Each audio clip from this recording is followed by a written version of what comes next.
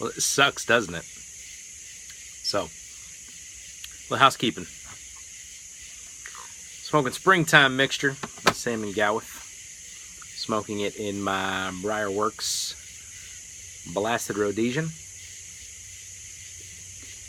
Great little pipe. Coming to you from my side porch, where I do a lot of smoking. Going to talk a little bit about the Nashville Pipe Show. I am sure by now, most of you, if not all of you, have seen the press release statement that we issued the other day in regards to the cancellation of the 2016 Nashville Pipe Show. It sucks. I will tell you a little bit about why it happened. And I also wanted to address a couple questions and concerns that have been brought up and have been sent to me, either email, text message, Facebook. We do ask that if you have any questions or concerns, feel free to contact us. We're happy to talk to you. You can reach me at tobaccofrank@gmail.com. It goes directly to my phone. I am pretty good about responding back to it fairly quickly. So, a couple questions. First of all, the Southern Fried Pipe Club and the Nashville Pipe Show are two separate entities. The Southern Fried Pipe Club puts on the Nashville Pipe Show. There has apparently been a rumor that it is not just the Nashville Pipe Show that was canceled. The Southern Fried Pipe Club has shut down, and that a new pipe club has opened up. That is not true. I don't know if a new pipe club has opened. Apparently, it's a Tennessee pipe something. I have not had time to look at it. Apparently, it happened the day we announced the cancellation of the show. I don't know. It's probably a coincidence. It's probably just another pipe club. We welcome them. I have no problems with another pipe club. I hope they knew about the Southern Fried Pipe Club because we do some pretty cool stuff. So I at least hope that they knew that that was there if they did want to join. It may be a completely different part of Tennessee. I don't know. But it is there. The Southern Fried Pipe Club is alive and active. We meet at minimum once a month. And members are notified via email or social media. You do not have to be a member to attend. You do have to be a member to capitalize on, you see this little fly flying around? The discounts, the event stuff that is going on. What do? We typically do vintage tobacco tastings, multiple kinds of tobacco tastings, different tastings of components, and we meet at local shops around the area. So, there you go. I got my cheat sheet here, by the way, is why I keep looking off. All right. Who made the decision to cancel the Nashville Pipe Show? That would be the board of the Nashville Pipe Show, which consists of Crossroads Greg Baldwin, Mr. Scott Klein, Mr. Mike Rattray, and myself, Tobacco Frank Duncan. That is your 2016 board. We are the ones who planned the show, put the entire show together, and then unfortunately had to make the decision to cancel. And I'm talking too much because my pipe keeps going out. So, why did we cancel the show? Lack of funding. The show is very expensive to put on. It is very expensive due to the fact that we were asked to make certain changes to this year's show to make a bigger and better show.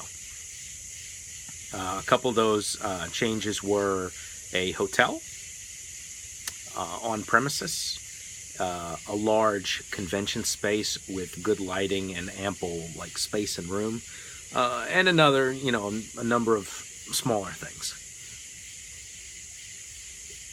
We did that. And unfortunately, due to the upcoming FDA regulations, our sponsors, kind of one by one, had to step away. We understand. It sucks. It's a disappointment. It happens. This FDA thing came as a slap in the face to a whole bunch of us. So we understand.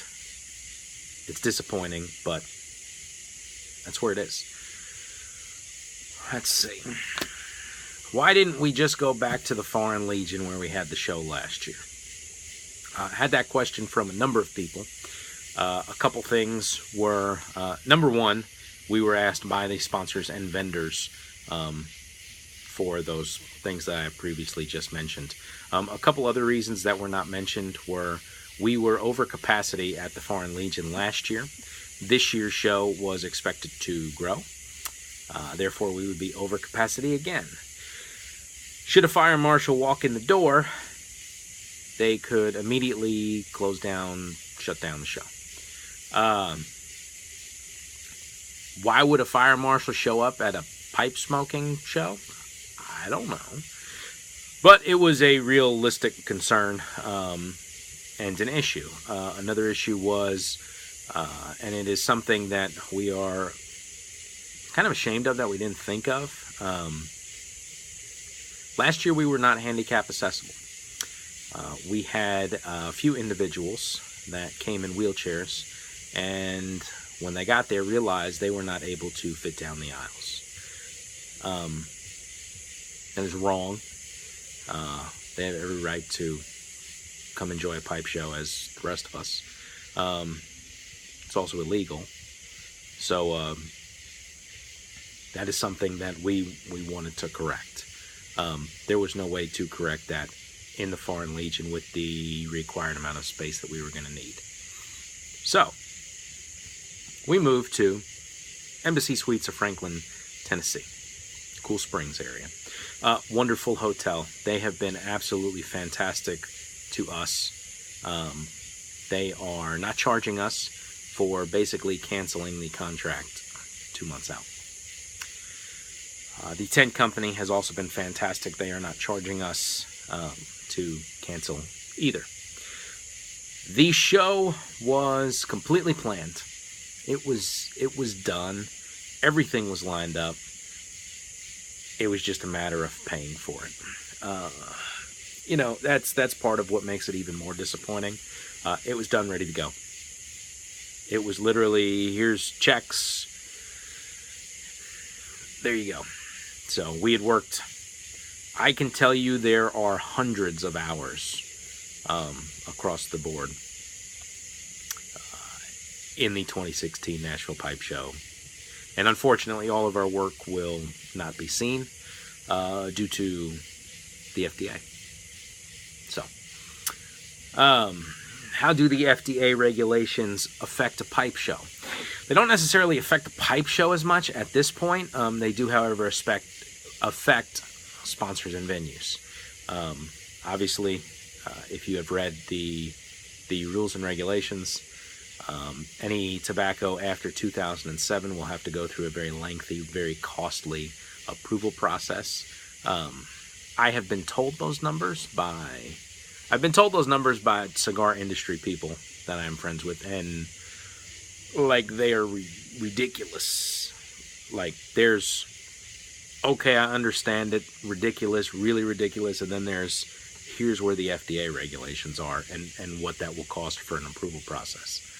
So basically any cigars, pipe tobacco after 2007 is going to be affected, as well as smoking delivery devices. This is a delivery device. Any pipes made after 2007 would have to go through the same lengthy approval process.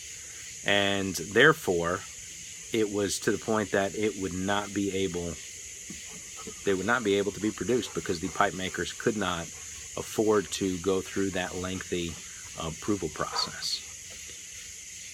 So that is a reason a lot of our vendors have opted to drop out. If you've been following social media, you have seen that some of them have already made the decision to close up their businesses. unfortunately. Sponsorship, there's also going to be a tax for inventory. If you are a shop or an online retailer and you have inventory in stock, you're going to be required to pay an additional tax on top of the taxes that you already pay to have that pipe tobacco. So that's how it affects us. It affects mainly the sponsors and vendors. The show itself, there's really no bearing on it at this point. Now that could completely change. So, where's that leave us? We need help. We need to fight the FDA. How can you do that? Contact your legislators. Write to them, email them, call them. Do it every day.